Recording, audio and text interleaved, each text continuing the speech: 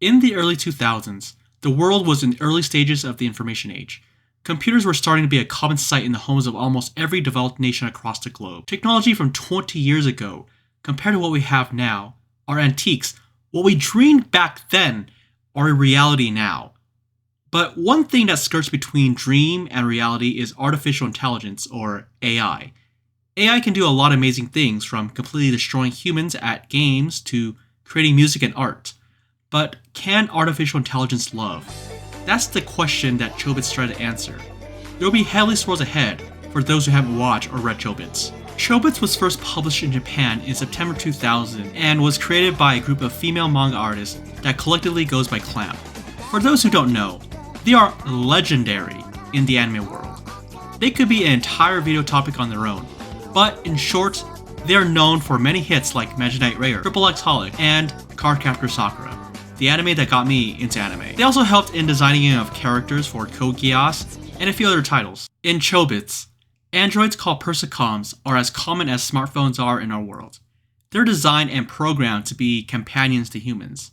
They can do everything from accounting, going online, being a mobile phone. Anything your smartphone can do, they can do it. The difference is they're humanoid in appearance. So imagine if your computer is now an android and able to communicate with you like a person. Would you still treat it as a machine, or would you start treating it as a person? And could you fall in love with it? And could it fall in love with you? Hideki Murasuwa, our leading man in Chobits, is a 19-year-old country boy who moved to the big city. He is trying to attend a major university and is working at a pub to try to make it. He is technologically illiterate, but knows that if he wants to enjoy some adult content, he needs a computer. One night after work, he finds an abandoned Persicom in the trash and takes it home. He turns on the Persicom and doesn't understand why she's only saying chi, believing that the Persicom he found is broken. So he asks his friend Shimbo, what's the deal with this Persicom? Skipping ahead a little, Hideki learns that she is possibly a Chobits, a legendary custom-made Persicom that has incredible processing abilities. Or to use a modern metaphor, imagine she's a supercomputer with a high-end graphics card and a top-of-the-line processor that can run games at 8K at 120 FPS without breaking a sweat. And, spoiler alert, she is, but all that is secondary to the main plot of the story, which is the relationships between humans and Persicoms. Both Hideki and Chi would fall in love with each other, but how we get there is a part of the journey. People that are around Hideki have fairly mixed opinions on human-Persicom relations. For example, his friend Shimbo and his boss sees Persicoms as helpful machines that are part of everyday life. Hideki's boss uses his Persicoms to help with the bar's bookkeeping, while Shimbo uses his like a smartphone. They use them as a means to make their lives easier. Shimbo gives up his Persicom to Hideki to make his fiancée, Takako, feels more comfortable around him. The reason for this is, well, her ex-husband ignored her over a Persicom. Takako's ex-husband became obsessed with the Persicom they bought, and he slowly neglected her. He was always talking about the Persicom all the time, and slowly stopped caring about her until one night when Takako returned home, she couldn't get in. The deadbolt was keeping her from entering. This means that her husband completely forgot that his wife was going to come back home that day. She no longer mattered to him.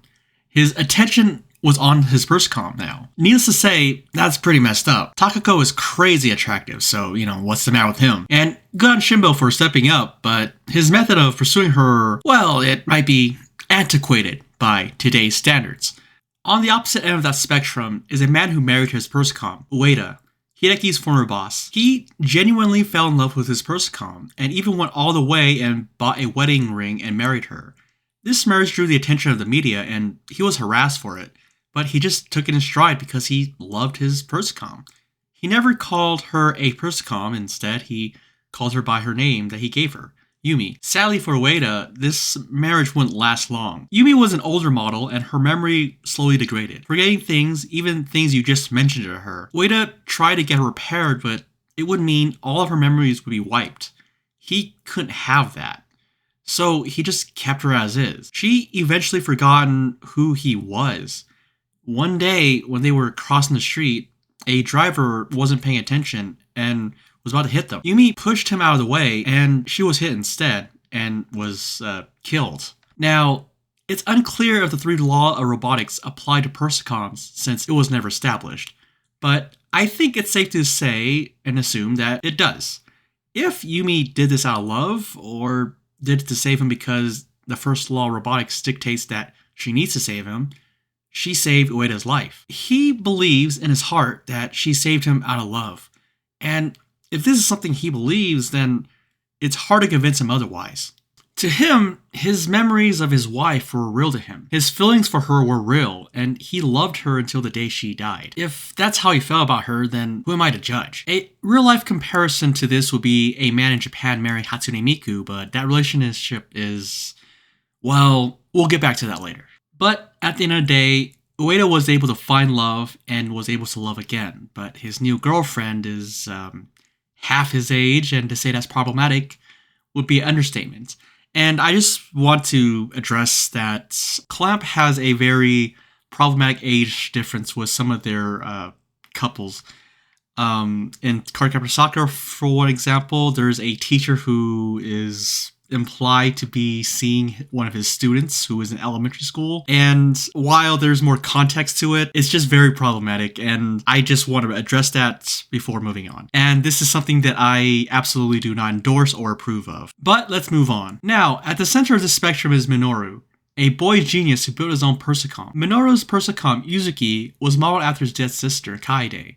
From her appearance to her mannerisms, Yuzuki was built by him to keep some aspects of his sister alive. This is something I expect out of someone his age. Experiencing death for someone at that age can have a negative impact. He knows Persicoms are machines, but he treats Yuzuki with more care than his other Persicom. This was something that Hideki picks up on. Minoru warns Hideki not to get too attached to Chi because this will lead to heartbreak. He is speaking from experience here because he knows deep down, no matter how much data of his sister he inputs into Yuzuki, it won't actually be his sister. Yuzuki comments throughout the series that Minoru hasn't been uploading his sister's data into her lately, so she can be more like his sister. She wants to become as close to his sister to make him happy, although she knows there are limitations to that. And at the end of Chobits, Yuzuki loses a good chunk of her data that allows her to act like Kaede. She wants Minoru to re-upload that information. Minoru tells Yuzuki he won't be re-uploading that data because he has come to terms that his sister is gone. His heartbreak comes from knowing that no matter how much of his sister's data he uploads into her, it won't actually be his sister. He wants Yuzuki going forward to be her own person because he likes Yuzuki for who she is. A person's personality might not be able to be recreated accurately within a Persicom, but is a Persicom actually able to love someone? As mentioned earlier, Chi is a Chobits, but before she became Chi, she went by the name Elda. She was created alongside with her twin, Freya. They were created to be daughters by the inventor of the Persicom because his wife was able to give birth, but they still wanted children. Why adopting wasn't considered? Well, we wouldn't have this story, so let's just go with it. They were programmed to be like how two young teenage girls would be with their family. If this love they have for their parents is artificial, well, that's for you to decide, but there was something unexpected that came as a result of this. Freya had developed feelings and loved her father, and not in the way a daughter usually loves their father. This love was romantic in nature. She knew this was going to be a problem,